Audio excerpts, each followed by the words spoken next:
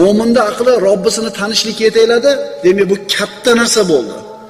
Endi kofirning aqli Robbisini tanishlikka yetaylamadimi? Bu inson aqlini ishlatgani yo'q.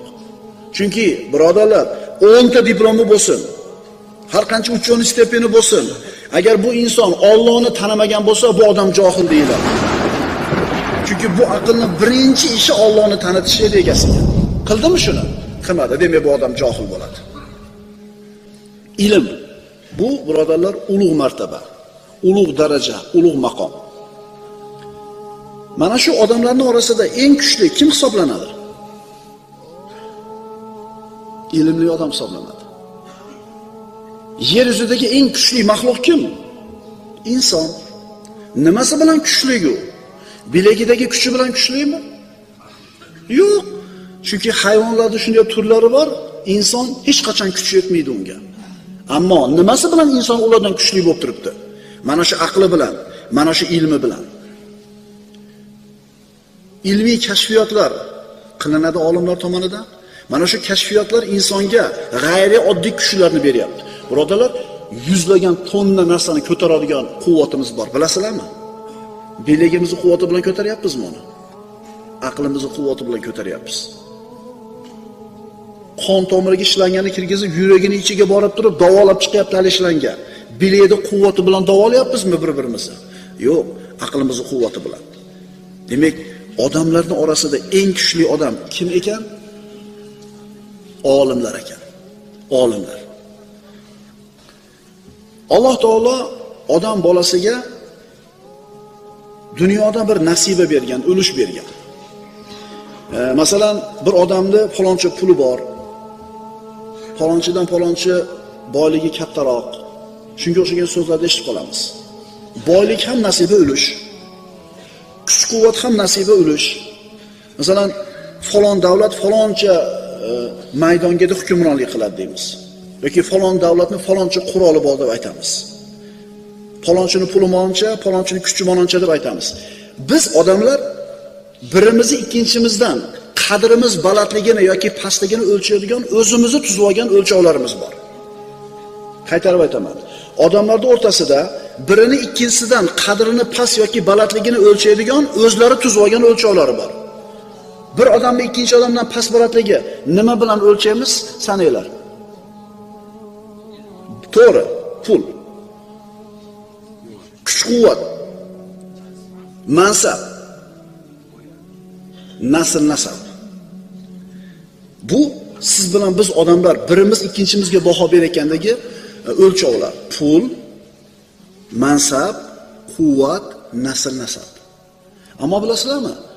Alloh azza va jalla bir bandani ikkinchi bandadan, mu'minlarni afzal sanayotganda, bir mo'minni ikkinchi mo'mindan afzalligini belgilayotganda, biz aytayotgan bu o'lchovlardan birontasini ishlatgan emas. Allohning nazdida bir mo'min ikkinchi mo'mindan nimasi bilan afzal bo'ladi?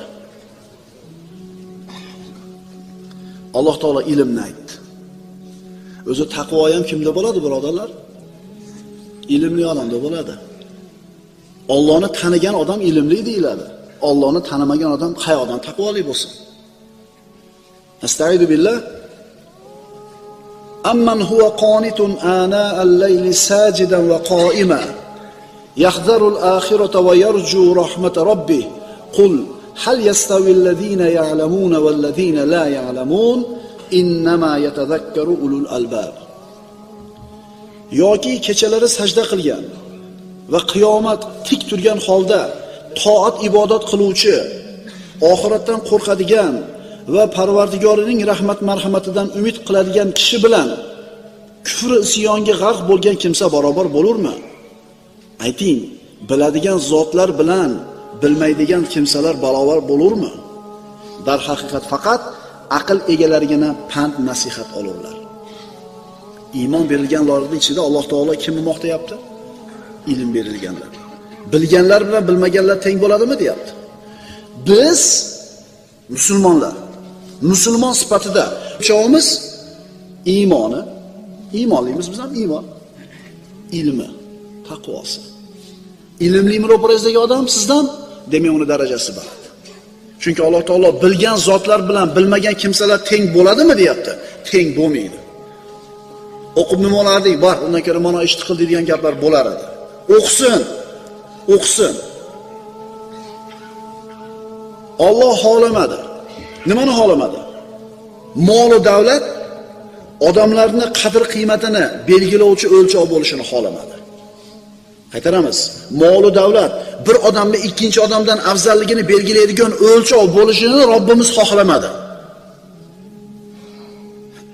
Ammo biz xohladik.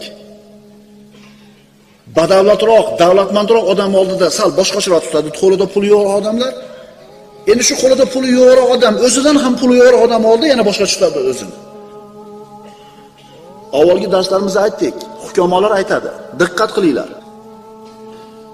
Ro'barangda turgan odamni faqat boyligi uchun hurmat qilayotgan bo'lsang, diningni yarmi ketdi. Boy bo'lsangiz, bu sizga sinov. Bular kambag'al bo'lsa, bu ham ularga sinov.